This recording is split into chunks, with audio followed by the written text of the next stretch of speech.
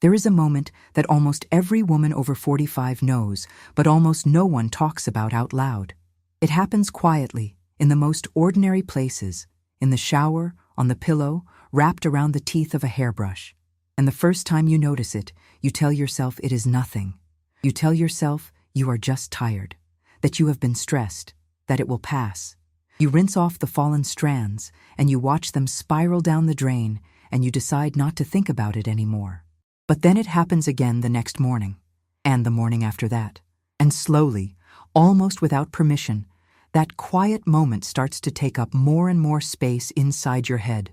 Because somewhere underneath the rational explanations, somewhere beneath the "it's just stress" and the "it's just hormones" and the "it's just my age," there is a deeper feeling rising, one that is harder to name and much harder to dismiss. It is not just about the hair. It never was. It is about standing in front of the mirror and feeling like the woman looking back at you is becoming someone you don't quite recognize anymore.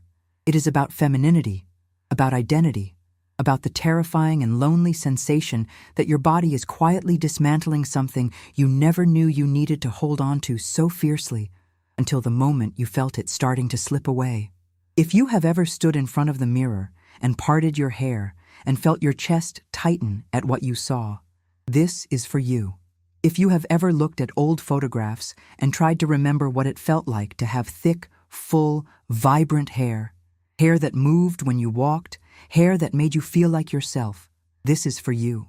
And if you have spent months or even years buying expensive shampoos and supplements and serums and treatments and felt absolutely nothing change, I need you to stay with me.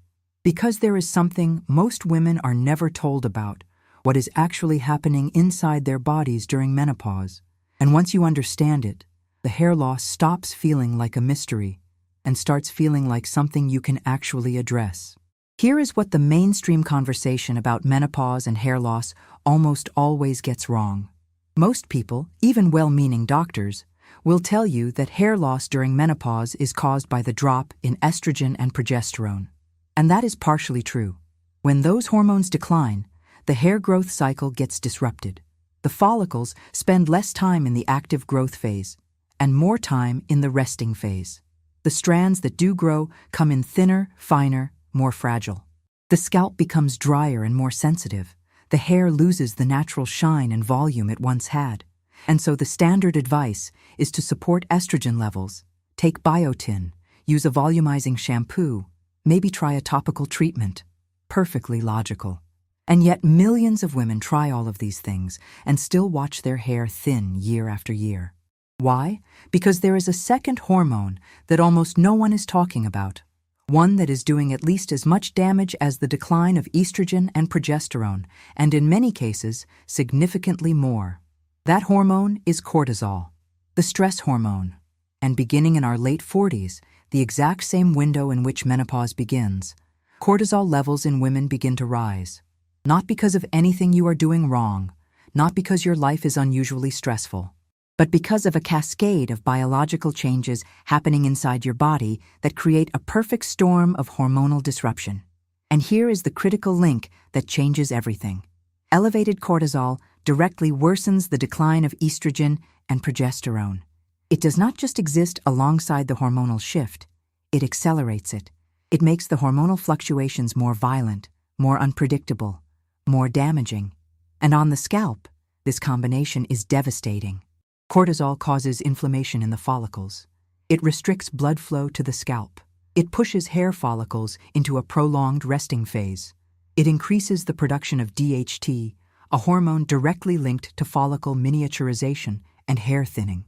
And it depletes the nutrients, zinc, iron, B vitamins, that your hair desperately needs to grow. So you are dealing with a double attack. Declining reproductive hormones weakening the growth cycle from one direction, and rising cortisol destroying the follicular environment from another. No shampoo on earth can fix that. No biotin supplement can fully compensate for that. Which is why so many women pour money and hope into external treatments and feel like they are fighting a battle they were never equipped to win, because they were treating the symptom and ignoring the root. Now, I want to tell you about something I came across while falling down a research rabbit hole late one night, when I was trying to understand why Japanese women, even in their 50s, 60s, and beyond, consistently seem to have hair that is remarkably thick, lustrous, and strong. There are a lot of factors, of course: diet, genetics, lifestyle. But there is one ancient hair care practice that has been used in Japan for literally centuries, and it kept coming up in everything I was reading. It is called tsubaki oil, camellia oil. An oil cold-pressed from the seeds of the Camellia japonica flower, the same flower that has been central to Japanese beauty rituals since the Edo period, when geishas and aristocratic women used it not just as decoration, but as a deeply protective treatment for their hair and scalp. For generations, Japanese women have massaged this oil into their scalps as a regular ritual, not occasionally, not as a last resort, but as a consistent, reverent act of self-care passed down from mother to daughter. And when you look at what this oil actually contains, the reason becomes immediately clear. Camellia oil is extraordinarily rich in oleic acid, a monounsaturated fatty acid that has a molecular structure so similar to our skin's natural sebum that it penetrates the scalp rapidly and deeply without sitting heavy on the surface. It does not just coat the hair shaft, it actually absorbs into it, restructuring the cuticle from the inside, dramatically reducing breakage and the frizz and brittleness that menopause tends to intensify. It is also rich in antioxidants, vitamins A, C, and E, that work directly against the oxidative stress and inflammation that cortisol and hormonal disruption cause in the follicular environment. And it contains squalene, a compound naturally present in healthy sebum that becomes increasingly depleted as we age, leaving the scalp dry, irritated, and hostile to new hair growth. When you apply tsubaki oil to the scalp with intention and consistency, something shifts. The environment around the follicles becomes nourishing instead of inflammatory. Blood circulation improves. The microinflammation that was silently strangling the follicles begins to calm down. The scalp goes from a hostile, dry, depleted terrain to a fertile one, the kind of environment where hair can not only survive, but thrive. This is not a miracle. It is biology. It is chemistry. It is centuries of intuitive wisdom that modern science is now beginning to validate. And for women in the middle of menopause who have been told that hair loss is just something they have to accept, this knowledge is genuinely transformative. I want to pause here for a moment and speak directly to you because I know that some of you are feeling something right now that is hard to put into words. A kind of relief, maybe. A cautious hope. The feeling of finally hearing something that makes sense. If that is you, I want you to know that I have put together a complete guide. You will find it in the first link in the description, specifically for women who are experiencing hair loss during menopause and want to understand how to strengthen their hair in a safe, natural, and deeply nourishing way. It walks through everything: the hormonal picture, the scalp environment, the role of nutrition and inflammation, and the traditional practices like tsubaki oil that women around the world are returning to. It is not about selling you a complicated program. It is about giving you information that actually helps you understand your own body, because that understanding is where real change begins. Back to the camellia oil, because there is an important nuance I want to make sure you understand. The women who see the most profound results from tsubaki oil are not the ones who use it once and wait for a miracle. They are the ones who integrate it as a ritual, warming the oil slightly between the palms, massaging it into the scalp in slow, circular movements that stimulate circulation and feel, honestly, like an act of self-love. Leaving it on for at least 30 minutes or overnight before washing. Doing this consistently, 2-3 times a week, over a period of weeks and months. Because what you are doing is not just moisturizing your hair. You are rehabilitating an environment that has been under chronic stress. You are reducing inflammation that has been quietly present for months or years. You are increasing the blood flow that delivers oxygen and nutrients to follicles that have been essentially starving. This takes time. And the women who commit to that time, who decide that their hair, their scalp, their sense of self is worth that investment, are the ones who start to notice things changing. Less hair in the shower drain, shorter strands appearing near the temples and the part line, new growth, working its way up, hair that feels different under the fingers, stronger, more resilient, more alive. And with those physical changes comes something even more significant, a quiet shift in how a woman sees herself. Because this is ultimately about so much more than hair. It is about reclaiming a sense of control over a body that has felt like it was changing without your consent. It is about looking in the mirror and recognizing yourself again. And that feeling of recognition, is something that no supplement label or product claim can fully capture. It has to be felt. Many women have shared that the emotional journey of losing hair during menopause was one of the loneliest experiences of their lives. Not because the people around them were unkind, but because the loss was invisible to everyone except them. No one sees the handful of hair on the pillow in the morning. No one notices the way you've started styling things differently to cover the thinning spots. No one understands why you stopped putting your hair up in that bun you used to love, the one that made you feel confident and put together and like yourself. These are the small, invisible griefs that accumulate in silence. And the reason I am so passionate about making sure women have access to real information, not just marketing language, not just take this supplement and everything will be fine, is that these women deserve to understand what is actually happening in their bodies. They deserve to know about cortisol's role. They deserve to know about the follicular environment and what it needs.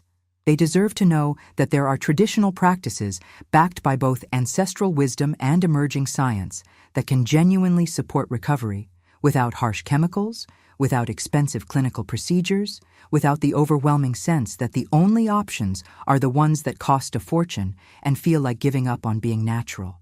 And speaking of addressing the deeper root, I want to introduce one more layer of this picture because it is the part that truly completes the puzzle. We talked about Tsubaki oil as a powerful external intervention. But here is the truth. If cortisol levels remain high, the follicular environment will keep getting disrupted from within, regardless of what you put on your scalp from the outside.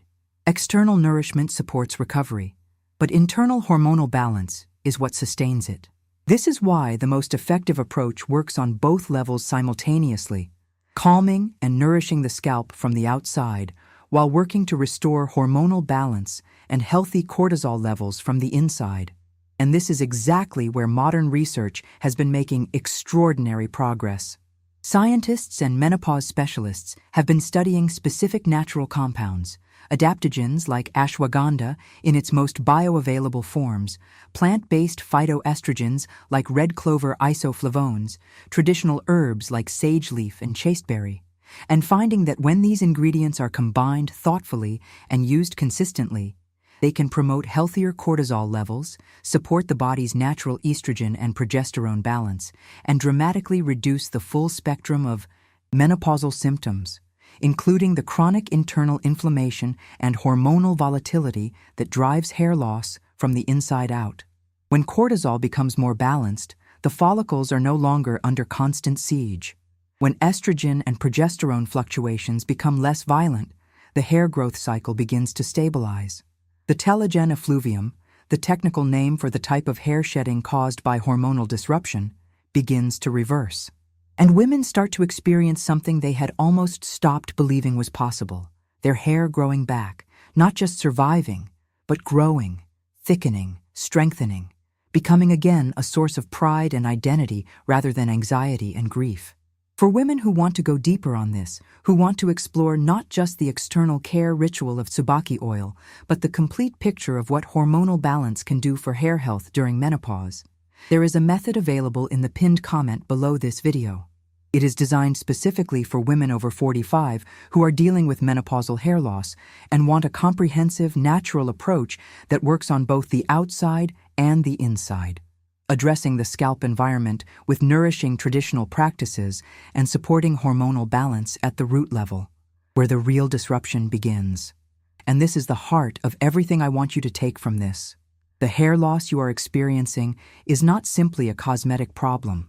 It is a signal from your body, a complex, layered signal about hormonal imbalance, about elevated cortisol, about a follicular environment that needs support. When you honor that signal, when you stop fighting your body and start working with it, real change becomes possible. The ancient wisdom of Japanese women who have trusted Tsubaki oil for generations is not separate from modern science. It is confirmed by it. The understanding that the scalp needs deep nourishment, that follicles need an anti-inflammatory environment, that hair health is inextricably connected to whole-body hormonal health. All of this points in the same direction. And that direction is towards something gentler, more intuitive, more respectful of what your body is actually going through. Not aggressive treatments that shock the system. Not expensive procedures that address the surface while the root cause continues unchecked. But a layered, consistent, loving approach that nourishes from the outside in and supports balance from the inside out. That is the path that works. That is the path that women who have been through this, who have felt the grief of watching their hair thin and the quiet joy of watching it return, will tell you made all the difference. And it is available to you right now, wherever you are in this journey. You are not losing yourself. You are learning what your body needs. And that understanding, that shift from confusion and fear to knowledge and agency, is where your recovery begins. The strands you see falling are not the end of the story. They are the moment before the turning point. And the turning point is closer than you think.